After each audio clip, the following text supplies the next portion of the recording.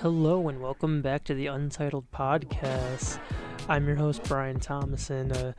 Today's gonna be a little bit of a shorter episode, but I do just want to talk about the Jake Paul incident that happened today at the Floyd Mayweather event. But before I get into that, I would just like to remind everybody to like, comment, and subscribe. It does help the channel a lot. And yeah, let's get into what happened today in Abu Dhabi. Obviously, Jake Paul showed up to the Floyd Mayweather event pretty much unannounced. He sat in the front row, and he was actually commentating for some of the fights. And then obviously, I think he was there just to make fun of Tommy Fury, pretty much. I mean, during his fight, Jake Paul was shouting profanity, and it was very, I'm not gonna say hard to watch. It was actually pretty entertaining. I'm not gonna lie. I like it. I'm a big WWE guy, and Jake's treating this whole boxing scene like it's a big WWE atmosphere, cutting promos, calling people out, things like that. So it's a good thing for boxing. But yeah, Tommy Fury fought Paul Bamba in a 6-round exhibition, and they did end up going the distance. So that means that there was no winner, since there are no judges in a exhibition. And then, after the fight, Tommy was being interviewed, and obviously after what Jake was doing during his fight, he was calling him out, telling him to come in the ring, things like that. And it even escalated to Tommy's father, John Fury, to actually take off his shirt and try to fight Jake Paul for him. And I'm not gonna lie, that's a little embarrassing. He was a little, it was a little embarrassing. I'm not gonna lie. And then you know how Jake is. He's on Twitter. He's like, "Oh look, I didn't know they were making a live action Shrek." But I mean, I don't know. It was weird. I feel like that confrontation just should have been between Jake and Tommy. So I don't know. Maybe if we'll see that fight in the future. Maybe not. But I was talking about this on a different podcast episode, and I think if Jake Paul plays his cards right, he could have one of the best years in boxing for 2023. He could fight he could fight KSI, Nate Diaz, Tommy Fury, and then who's the other guy he's trying to fight?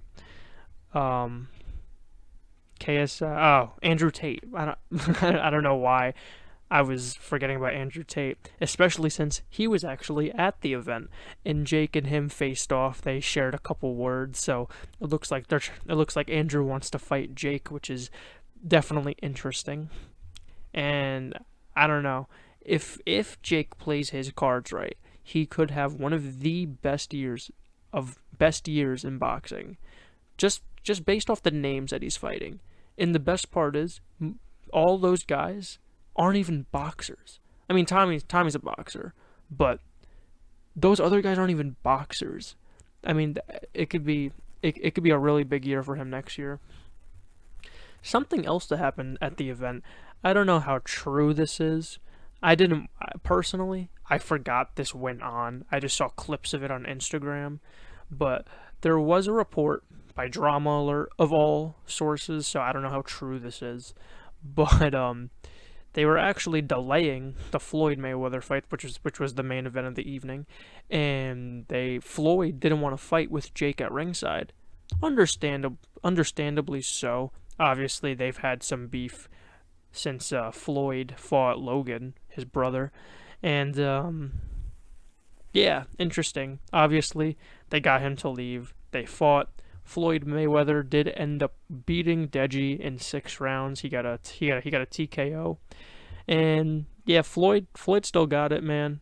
I don't know. I mean, not that Deji's the toughest opponent in the world or anything, but Floyd still looked pretty good in that ring. I just wish he would stop fighting these exhibition fights. I want to see him put his record on the line, but whatever, I guess. But yeah. That's interesting. And something I forgot to talk about yesterday, I wanted to bring this up. I know this doesn't really pertain to Jake or anything going on with what I just talked about. Well, I did talk about Nate Diaz, but at the end of UFC 281, outside of MSG, Nate Diaz's team and Dylan Dennis's team got into a little bit of a confrontation, and there's actually a video of Nate Diaz slapping one of I could only assume is Dennis's manager or sparring partner, whatever. But yeah, he got slapped by Nate. he got a Stockton slap. Just interesting. That's also a fight that could happen. Obviously, Dylan Dennis has been chatting at a lot of different guys trying to get in the boxing ring. Not that he's to my knowledge, I don't think he's ever had a fight professionally in boxing. So it could be interesting. I don't know. Maybe he's been training. Probably not. But definitely interesting to bring up. And yeah, I know it's a little bit of a shorter episode today, but I just don't have a lot to talk about, so it's whatever. Tomorrow I should be able to go through week 10 of the NFL season. I could go through my predictions, see if I was correct in my prediction, things like that, whatever. And then, I'll find other things to talk about during the week. So you'll still be getting daily content for the people that actually watch this far into the video. And yeah, I think that's going to be today's episode. If, like I said at the beginning of the episode, please like, comment, and subscribe. It does mean a lot. And also, I know I haven't mentioned this in the past couple videos, but I am still doing a giveaway for a $10 Amazon gift card. And all you have to do is subscribe to the channel, and I will be giving it away when I hit 50 subscribers. But I am trying to hit 50 subscribers before December 31st, so if we don't hit 50 subs by then, deal's off. But, hey, you could win $10 if you subscribe. I would take that chance. That's a 1 in 50 chance. I would personally take that chance. Yeah, that's going to be today's episode, and I will see you guys on tomorrow's edition of the podcast.